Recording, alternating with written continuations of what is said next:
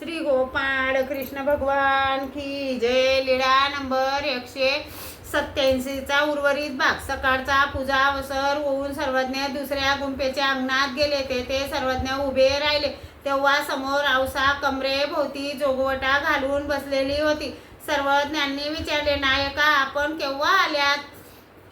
कालपासून येतेच आहे. सर्वज्ञ म्हणाले, आतापर्यंत उदासच आहात.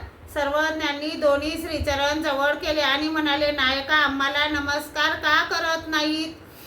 औसा म्हणाली, कोणी कोणाला नमस्कार करावा? जी स्वामी जगन्नाथा सर्व जग विष्णुमय आहे. तेव्हा भट्टोबास म्हणाले, जी या औसाला देहसिद्धी झाली आहे.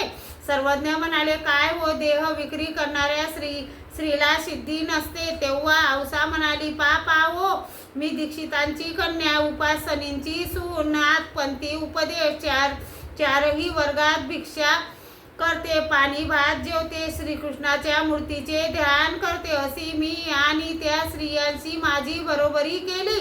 सुंदर देवाचीही मला चाड नाही. मी जोगिनीचा वेश काढीन म्हणून निघाली. सर्वज्ञ म्हणाले, असा कृष्णाचा खेळ खेळणार काय नाही का? हो खेळणार. आणि काय स्वामी जगन्नाथा? मग औसा सराडा गावी गेली. सर्वज्ञ कुणी एक होते किंवा आहेत अशी तिला पुसटशी आठवणही राहिली नाही. अशी तेथे 6 महिने होती. श्री गोपाळ कृष्ण भगवान की जय.